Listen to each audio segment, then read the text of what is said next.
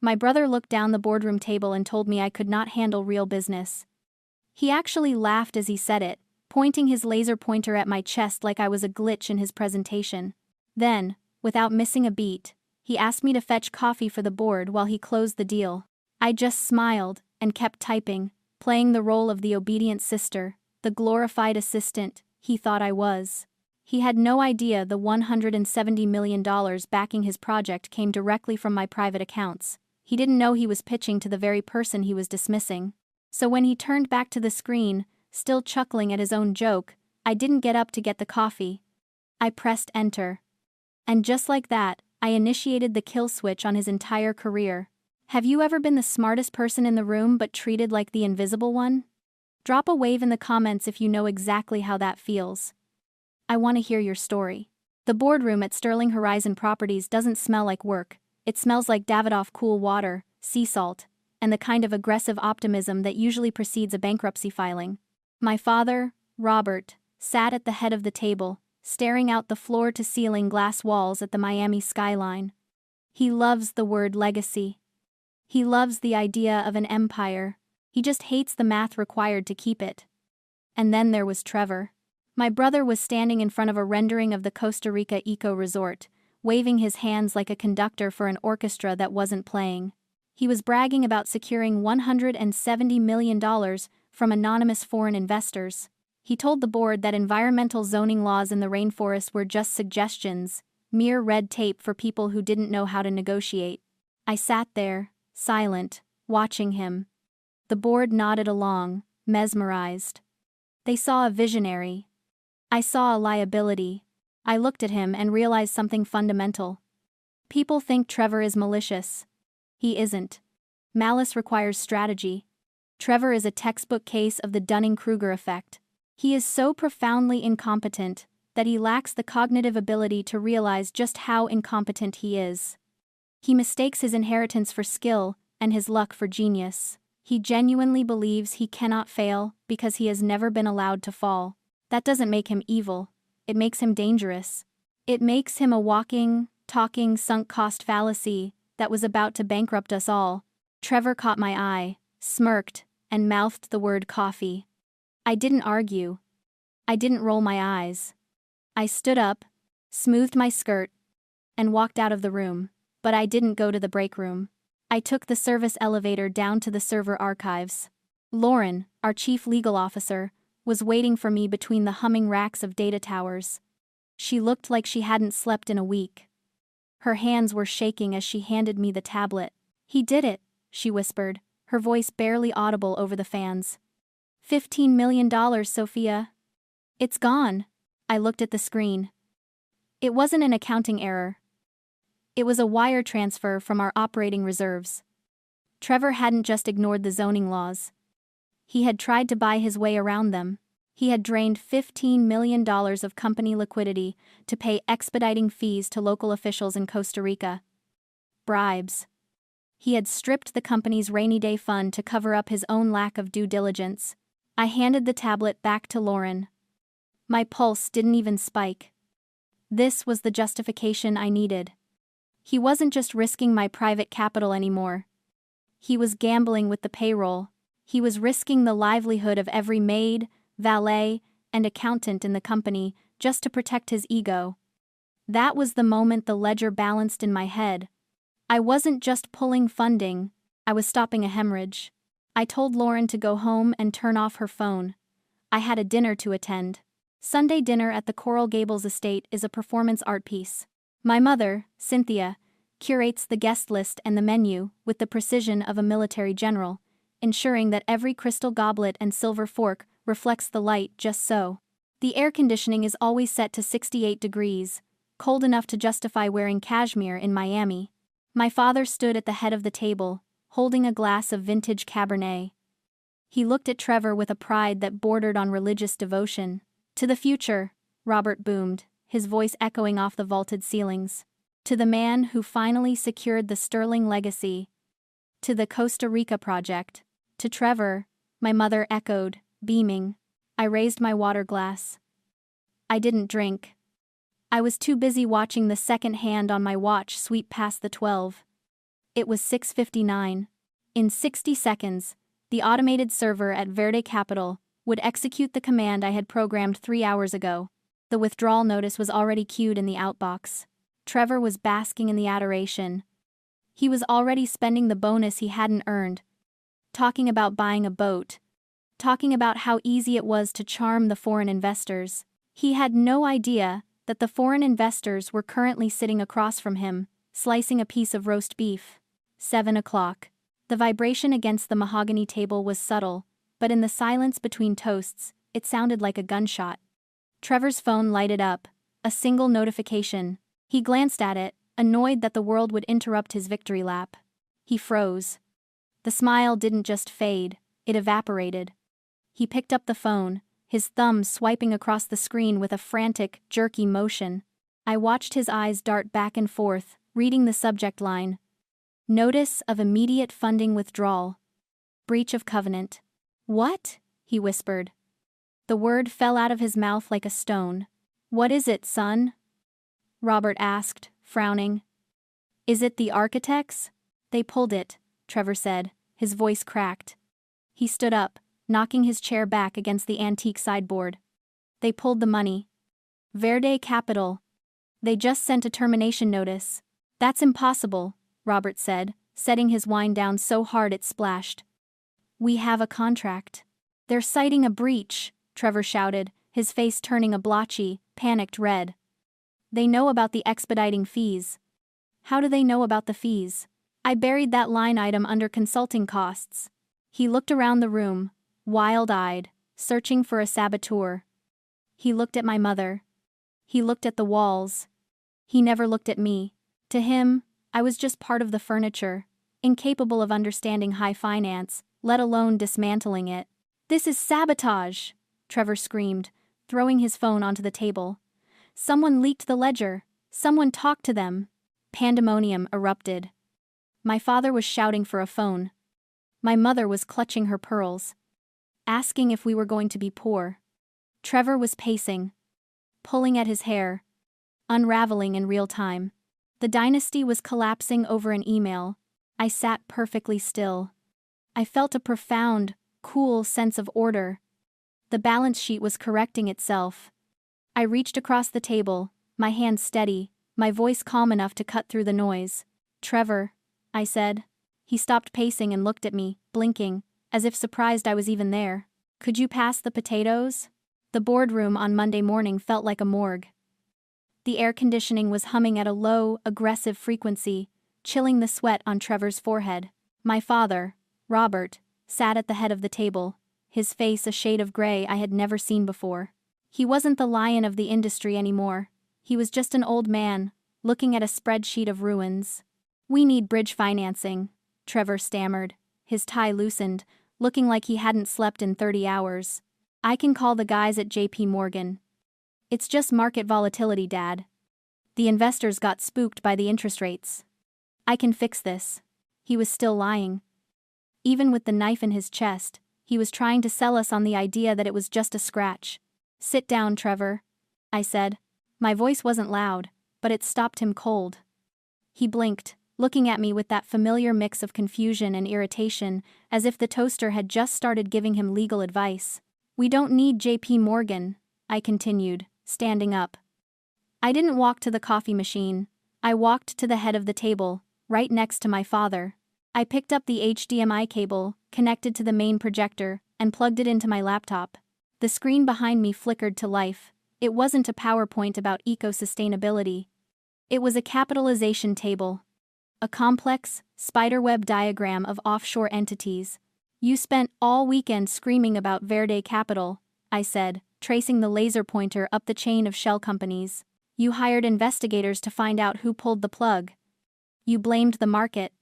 You blamed the zoning board. But you never looked at the source code. I clicked a key. The diagram on the screen collapsed. The layers of special-purpose vehicles, the Cayman trusts, the Delaware LLCs peeled away like dead skin. All that remained was a single box at the top of the pyramid. The ultimate beneficial owner. Sophia Sterling. The silence that followed wasn't just quiet, it was a vacuum. It sucked the oxygen out of the room.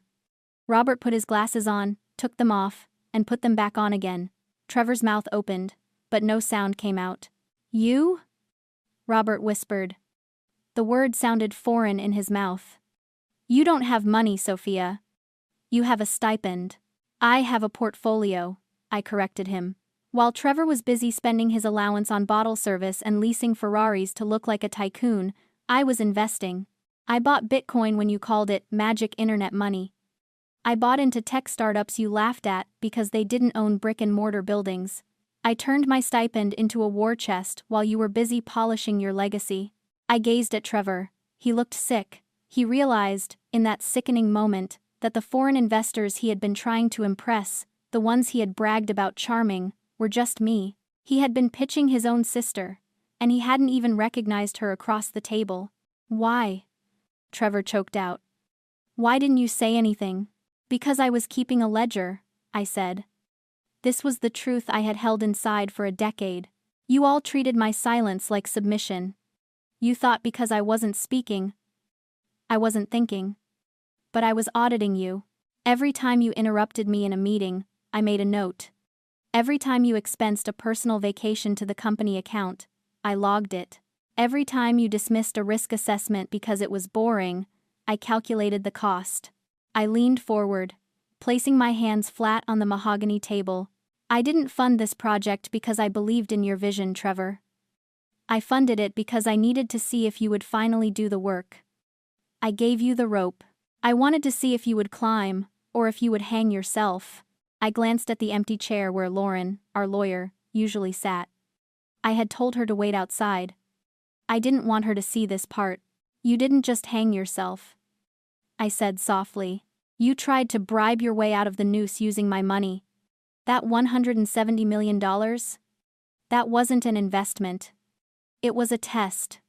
And you failed. The silence in the boardroom didn't last. It shattered the moment Trevor started laughing. It wasn't a happy laugh. It was the sharp, jagged sound of a man whose ego had just short-circuited. A test? Trevor sneered, wiping the sweat from his upper lip. You think you can test me? You're a secretary, Sophia. You're the diversity hire in your own family. He didn't apologize. He didn't beg. He reached into his briefcase and pulled out a phone I didn't recognize. He hit speed dial and put it on the table. Get in here, he barked. The double doors swung open. A man walked in. He was wearing a suit that cost more than my first car, and carrying a leather folio that looked like it contained death sentences. I recognized him immediately. Marcus Kane. They call him the shark in Miami real estate circles because he doesn't negotiate, he eviscerates. My client, Kane announced, his voice smooth and oily, is hereby notifying Verde Capital of our intent to sue for bad faith lending, tortious interference, and predatory entrapment. The board gasped. Lauren, my ally in the corner, looked like she was going to be sick. Kane circled the table, landing his gaze on me. You didn't fund this project to see it succeed, Miss Sterling. You funded it to engineer a default. You created a liquidity trap designed to humiliate an officer of the corporation. That is malice. And we will not only sue for the reinstatement of the $170 million, but we will also seek damages for the reputational harm you have inflicted on your brother. It was a masterclass in gaslighting. In under 60 seconds, they had rewritten reality. I wasn't the savior who caught the embezzlement. I was the jealous sister who set a trap. I looked at my father. This was the moment. The facts were on the table. His son had stolen from the company and bribed foreign officials. His daughter had saved the balance sheet. It was a simple choice between competence and corruption. Robert stood up. He looked at Kane, then at Trevor, and finally at me. His eyes were cold. Fix this, Sophia, Robert said. Excuse me? I asked. You heard me, he snapped, his voice rising. Release the hold. Wire the funds. Apologize to your brother for this stunt. He stole $15 million, Dad, I said, my voice steady. He committed fraud. He did what he had to do, Robert roared, slamming his hand on the table. He took action. All you have ever done is sit in the background and judge. You are tearing this family apart because you can't stand that he is the heir and you are the spare. There it was. the toxic core of the Sterling dynasty. It didn't matter that I was smarter. It didn't matter that I was richer. It didn't matter that I was right. In Robert's world, a reckless son was still better than a competent daughter. He would rather burn the company to the ground than admit a woman beat his golden boy. "If you don't reinstate that funding by noon," Robert hissed, leaning over the table, "I will remove you from the trust. I will strip your name from the building. You will be dead to this family." Trevor smirked. He crossed his arms, confident again. He thought he had won. He thought Daddy had come to the rescue, just like always. He thought the threat of exile would make me fold. I looked at my father. I felt a strange sense of pity for him. He thought he was holding a gun to my head. He didn't realize he was standing on a landmine. "I don't need your trust fund, Robert," I said quietly. "And I don't need your permission." I turned to Lauren. "Read Exhibit C." Lauren stood up. Her legs were shaking, but her hands were steady as she pulled a document from her folio. It was a single sheet of paper, heavy stock, cream-colored.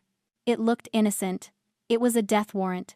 "This is a side letter of agreement," Lauren read, her voice trembling slightly before finding its footing, dated 3 months ago. Signed by Trevor Sterling, acting as VP of Development.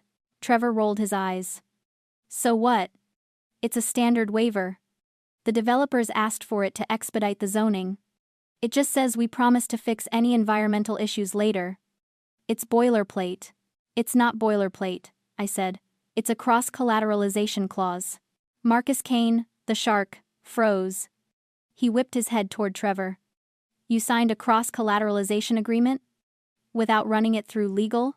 "I didn't need legal," Trevor snapped. "I needed speed. I was closing the deal." "Read the clause, Lauren," I commanded. Lauren adjusted her glasses. Clause 4A. "In the event of a Bad Boy Act, defined here as any violation of local anti-corruption laws, including bribery or willful negligence of zoning mandates, the lender reserves the right to accelerate the debt immediately."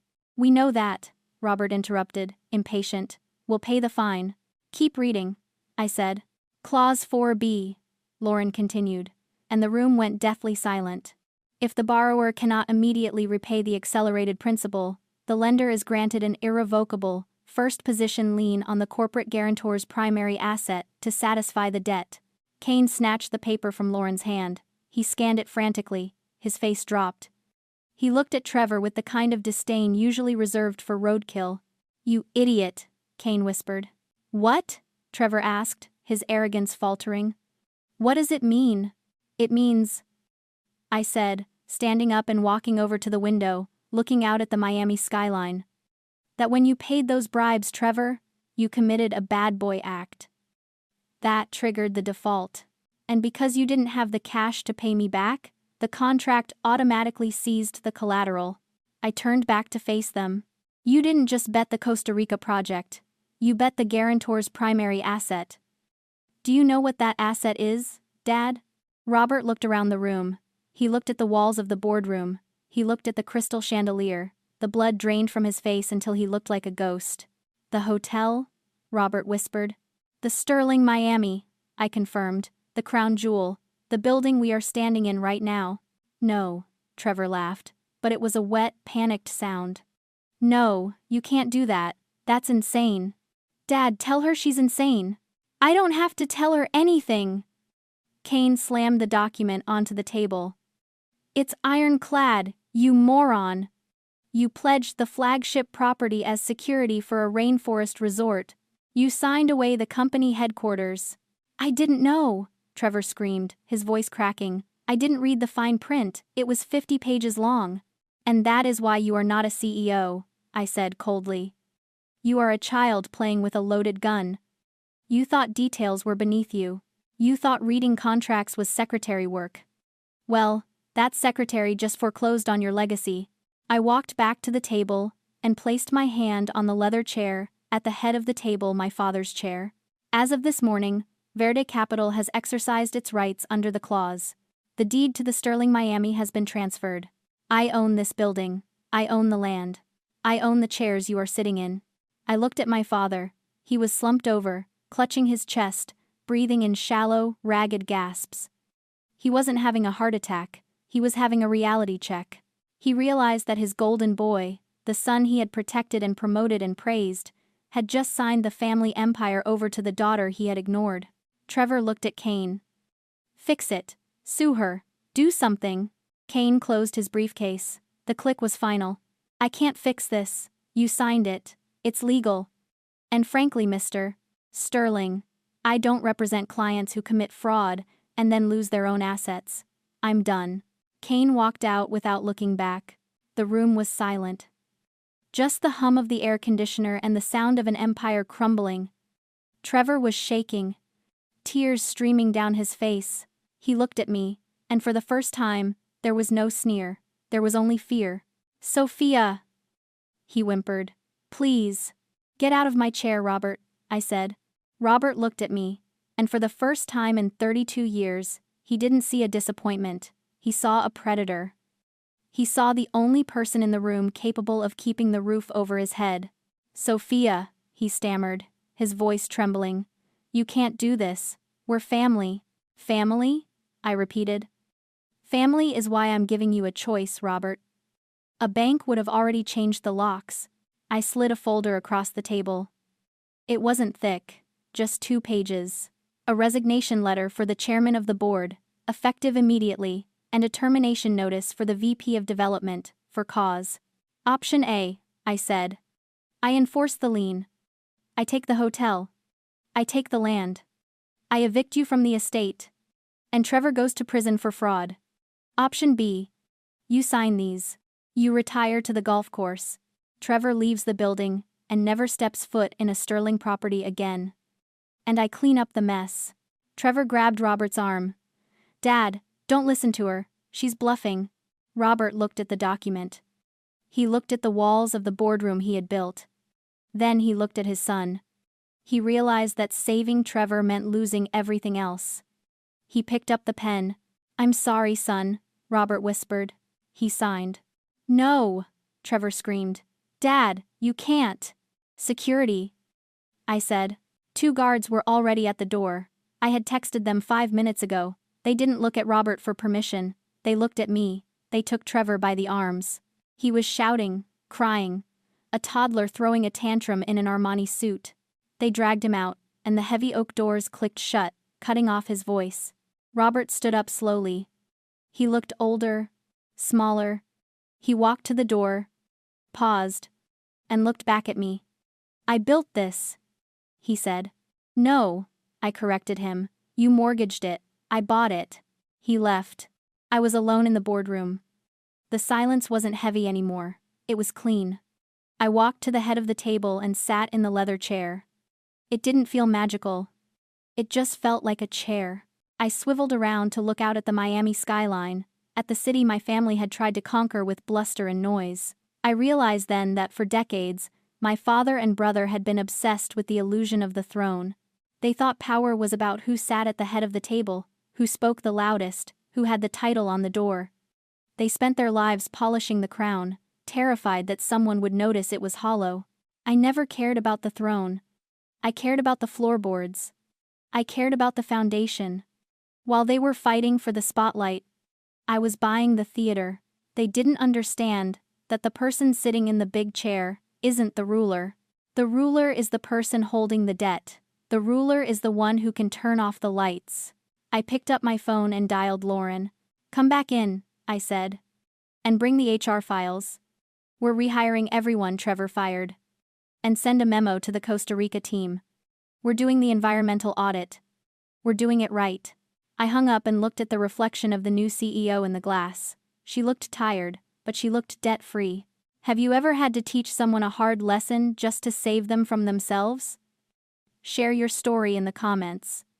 And if you believe competence should matter more than titles, hit that like button. Subscribe for more stories from the silent shareholder.